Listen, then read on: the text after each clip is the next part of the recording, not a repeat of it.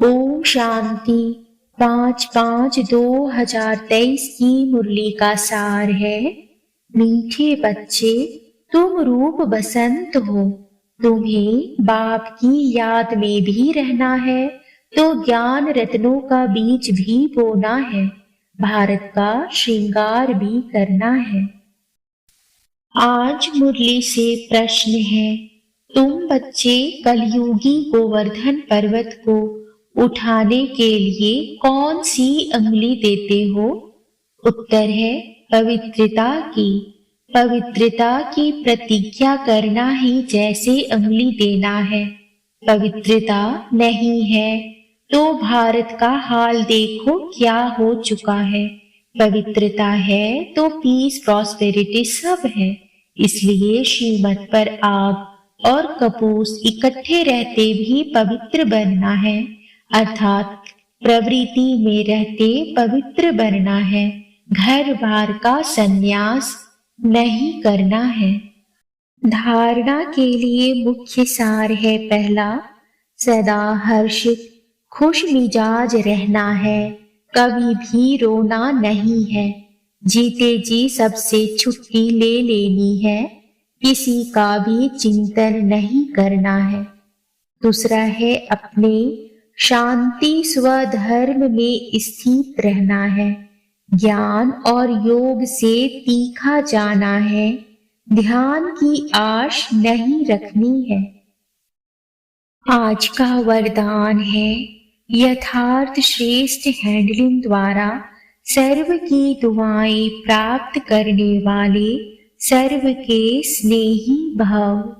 यथार्थ श्रेष्ठ हैंडलिंग द्वारा सर्व की दुआएं प्राप्त करने वाले सर्व के स्नेही भव। जैसे बाप ने किसी भी बच्चे की कमजोरी को नहीं देखा, हिम्मत बढ़ाई कि आप ही मेरे थे, हैं और सदा बनेंगे। ऐसे फॉलो फादर करो। हर एक की विशेषता को देखते संबंध संपर्क में आओ तो आत्माओं से स्वतः आत्मिक प्यार इमर्ज होगा और बाप के साथ साथ सर्व के स्नेही बन जाएंगे। जहाँ आत्मिक स्नेह है वहाँ सदा सभी द्वारा सद्भावना सहयोग की भावना स्वतः ही दुआओं के रूप में प्राप्त होती है। इसको ही रूहानी यथार्थ हैंडलिंग कहा जाता है। आज का स्लोगन है, अपने श्रेष्ठ संकल्पों की एकाग्रता द्वारा अन्य आत्माओं की भटकती हुई बुद्धि को एकाग्र कर देना ही सच्ची सेवा है। आज गीत बजा आने वाली कल की तुम तकदीर हो। ओम शांति। माताओं ने, सभी सजनियों ने यह गीत सुना। बच्चे जानते हैं इस भारत की तकदीर में लकीर लगी हुई है। किस द्वारा लकीर लगी है? 5 विकारों रूपी रावण द्वारा। अब फिर तुम बच्चे भारत की तकदीर बना रहे हो। तुम हो शिव शक्ति माताएं। जब ज्ञान सागर आते हैं तो माताओं के ऊपर कलश रखते हैं। तुम बच्चे जानते हो हम भारत की तकदीर बनाने अर्थात भारत को स्वर्ग बनाने वाले हैं। तुम बाप की सेना हो, बाप के घर की शोभा हो। माँ बाप के पास बच्चा नहीं होता है तो घर जैसे सूना लगता है। अब यह दुनिया सूनी सूनी लगती है। अब तुम बच्चे इनको स्वर्ग बनाने वाले हो। बाप कहते हैं मैं तुम माताओं का गुलाम हूँ, क्योंकि आगे यह माताएं पति की गुलाम थीं। उनको कहा जाता है हिंदू नारी का पति ही गुरु ईश्वर सब कुछ है। वास्तव में इस समय की बात को फिर भक्ति मार्ग में ले गए हैं। परमपिता परमात्मा को ही इस समय कहा जाता है त्वमेव माताश्च पिता त्वमेव। सब कुछ एक है। हिंदू लोगों ने फिर पति के लिए यह कह दिया है। वास्तव में शिव बाबा है पतियों का पति। तुम तो सदा सौभाग्यशाली बनते हो और यह पति भी अमर है, अमरनाथ है ना। तुमको भी अमरनाथ अमरपुरी का मालिक बनाते हैं। ऐसे पति को बहुत याद करना है जो तुमको पढ़ाकर स्वर्ग का मालिक बनाते हैं। ऐसे पति को भूलने से रोना आ जाता है। बाप कहते हैं, क्या तुम्हारा साजन मर गया है जो तुम रोती हो? तुमको तो अभी सदैव हर्षित मुख रहना है। देवताओं का मुखड़ा सदैव हर्षित रहता है। मनुष्य देखने से ही खुश होते हैं। देवताओं ने वह खुशी कहाँ से लाई? संगम पर बाप ने ऐसा हर्षित मुख, खुश मिजाज बनाया था। अभी पुरुषार्थ करना है, तभी तो अविनाशी बनेंगे। बाप कहते हैं, रोने की बात ही नहीं है। वह ऐसा सलोना साजन मिला है जिससे स्वर्ग के महाराजा महारानी बनते हो। तुम श्रीमत पर कदम कदम चलते रहो। तुम जो वर्षंत सुनते हो वह एक एक वर्षंत लाख रुपए का है। वह विद्वान लोग गीता वेदांत आदि सुनाते हैं तो कहते हैं यह एक एक वर्षंस लाख रुपए का है, परंतु ऐसा तो है नहीं। तुम हर एक रूप बसंत हो। आत्मा रूप है ना, बाप भी है रूप। फिर उनको ज्ञान सागर कहा जाता है। ज्ञान की वर्षा कराने वाला है, स्थूल पानी की बात नहीं। इसको तो ज्ञान रत्न कहा जाता है। हर एक को यह ज्ञान रत्नों का बीज बोना है। मनुष्य को समझाना चाहिए कि तुम आत्मा हो, यह तुम्हारा शरीर है। तुम कहते हो पाप आत्मा पुण्य आत्मा। पाप परमात्मा पुण्य परमात्मा नहीं कहते हो। इससे सिद्ध है परमात्मा सर्वव्यापी नहीं है। माया पाप आत्मा बनाती है और बाप पुण्य आत्मा बनाते हैं। पुण्य आत्माओं की दुनिया को स्वर्ग और पाप आत्माओं की दुनिया को नर्क कहा जाता है। सबको पावन बनाने वाला सद्गति दाता एक ही बाप है। तो तुम बच्चे इस बेहद के घर के श्रृंगार हो। तुम्हें भारत का श्रृंगार करना है। बैकुंठ को वंडर ऑफ द वर्ल्ड कहा जाता है। मनुष्य 7 जिस्मानी वंडर्स दिखाते हैं। वह तो है मनुष्य के बनाए हुए। वास्तव में वंडर ऑफ द वर्ल्ड है वैकुंठ, जहाँ सब आत्माएं सदा सुखी रहती हैं। बातें भी हैं, फलाना स्वर्गवासी हुआ, परंतु जब तक बाप ना आए तब तक वहां कोई जा नहीं सकता। अब तुम बच्चे जानते हो, हम वैकुंठ में जाते हैं। वह जिस्मानी वंडर्स आंखों से देखने के हैं। तुमको तो वैकुंठ में जाकर अथाह सुख भोगना है। वहां रोने की बात नहीं। बाप कहते हैं, तुम परमपिता परमात्मा की सजनी क्यों रोती हो? शायद साजन को भूल जाती हो। साजन को भूल जाना माना उनसे विदाई लेना। सदैव उनको याद करते रहो तो रोने की बात नहीं। बाकी किसका संबंधी आदि मरता है तो रोते हैं। अब तुम जीते जी छुट्टी लेते हो। सबसे छुट्टी ले, रो रो कर फिर सदा के लिए हंस पड़ते हो, क्योंकि वैकुंठ में जाते हो। यहाँ तो रोने की दरकार नहीं। बाबा ने कहा है, अम्मा मरे तो भी हलवा खाना। कौन सा हलवा? यह ज्ञान का। अब तो सब मरे पड़े हैं। किसका चिंतन करें, किसका ना करें, इतने सब मरेंगे। कोई क्रिया कर्म करने वाला भी नहीं रहेगा। जापान में बम से इतने मरे, फिर किसने क्रिया कर्म किया? क्रिया कर्म करने वाले भी मर जाएंगे। यह तो भक्ति मार्ग की रस्म रिवाज है। सतयुग में ऐसी बातें होती नहीं, वहां तो अथाह सुख है। मोहजीत राजा की कहानी भी वहां की है। तुमने जन्म जन्मांतर यह कथा सुनी है। अब बाप कहते हैं, जो कुछ सुना है वह भूल जाओ। अब सब बाप से सुनो। Hear no evil, see no evil। उन्होंने बंदरों की शक्ल का एक खिलौना बनाया हुआ है।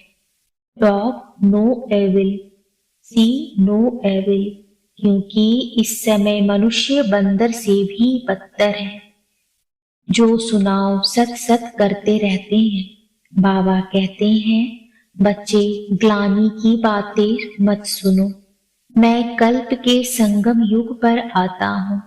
बाप को तो जरूर आना ही है, तब जो नॉलेज दे। मनुष्य कहते ऋषि मुनि आदि त्रिकालदर्शी थे। बाबा कहते बिल्कुल नहीं। लक्ष्मी नारायण श्री त्रिकालदर्शी नहीं थे। त्रिकालदर्शी सिर्फ तुम ब्राह्मण बने हो। तुम्हारा यह 84वां अंतिम जन्म है। ऐसे नहीं, यह ज्ञान के संस्कार दूसरे जन्म में रहेंगे। नहीं, यह प्रायः लोप हो जाते हैं।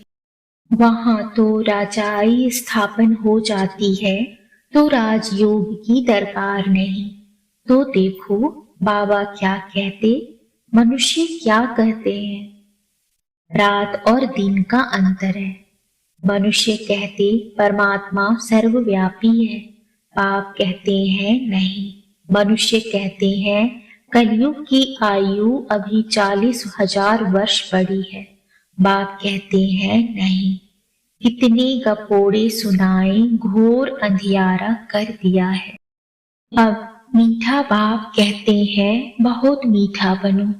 तुम ईश्वरीय दरबार में ईश्वर के बच्चे हो। तुम्हारा फर्ज है योग लगाना।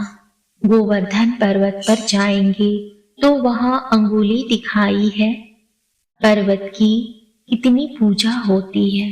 भारत जब गोल्डन एज बन जाता है तो उनकी पूजा नहीं होती। तो यह अंगुली है तुम्हारी निशानी।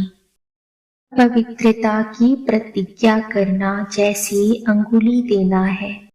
भारत को सैल्वेज करने के लिए पवित्रता है तो पीस प्रॉस्पेरिटी भी है। पवित्रता नहीं है तो भारत का हाल देखो क्या है।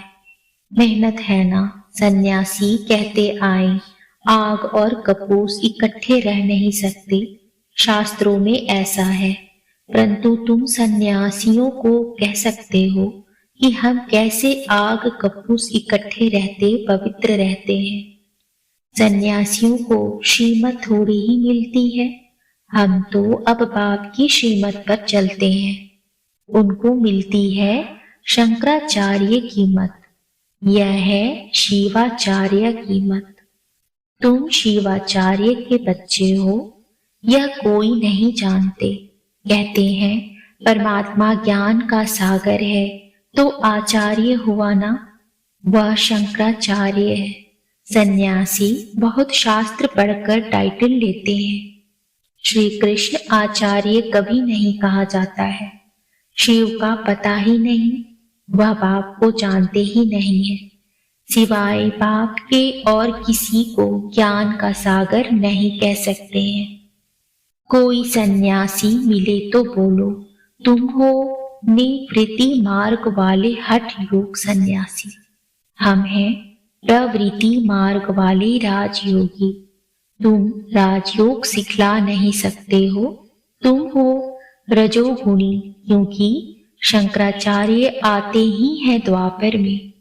तुम्हारा है हठ योग कर्म संन्यास। वास्तव में कर्म संन्यास तो होता ही नहीं है। अब तुम बच्चों को डायरेक्शन ही कुछ और मिला है। मनुष्य चाहते हैं शांति में रहें। बोलो अच्छा, अपने को इन ऑर्गन से डिटैच कर दो। परंतु सिर्फ डिटैच करने से ही फायदा नहीं होगा। डिटैच हो फिर मुझे याद करो तो विकर्म विनाश होंगे। शांति तो तुम्हारे गले का हार है। आत्मा का स्वधर्म है शांति। हम आत्माएं मूल वतन में साइलेंस में रहती हैं। फिर सूक्ष्म वतन में है मूवी। यह है टॉकी स्थूल वतन। तुम बच्चों ने साक्षात्कार किया है। बाबा ने जास्ती देखा है। मम्मा ने तो कुछ भी नहीं देखा, कभी भी ध्यान में नहीं गई। ज्ञान में कितनी तीखी गई, यह ध्यान की आश भी नहीं रखनी चाहिए। मम्मा देखो बिगर ध्यान के कितना आगे नंबर लेती है। पहले श्री लक्ष्मी फिर श्री नारायण, इनके लिए लिखा हुआ है। अर्जुन को विनाश स्थापना का साक्षात्कार हुआ। इस रथ में रथी शिव बाबा बैठ नॉलेज सुनाते हैं। इस रथ को भी नॉलेज उनसे मिलती है। यह खुद भी गीता पढ़ते थे, बहुत कथा करते थे। अब वंडर लगता है शास्त्रों में क्या क्या है। बाप कहते हैं यह पढ़ा हुआ सब भूल जाओ, सुनो नहीं, देखते हुए नहीं देखो। बस हम तो चाहते हैं बाबा के घर स्वीट हो। जब तक गाइड तथा लिबरेटर ना आए तब तक कोई जा नहीं सकता। पंडा और मुक्ति दाता तो एक ही बाप है, दुखों से मुक्त कर लेते हैं, इसलिए उनको गति सदगति दाता कहा जाता है। वह है मनुष्य सृष्टि का बीज रूप, सुप्रीम सोल। निराकारी दुनिया है आत्माओं के रहने का धाम। ऐसे नहीं कि ब्रह्म परमात्मा है, उसमें आत्माएं लीन हो जाएंगी। कितनी वंडरफुल बातें हैं। तुम्हारा 84 जन्म का पाठ अविनाशी है, यह कब मिट नहीं सकता। सृष्टि अनादि रची हुई है। सतयुग को नई सृष्टि कहा जाता है। अब है पुरानी सृष्टि। बाकी सृष्टि कोई विनाश नहीं होती। बाप आते ही है पतित सृष्टि को पावन बनाने।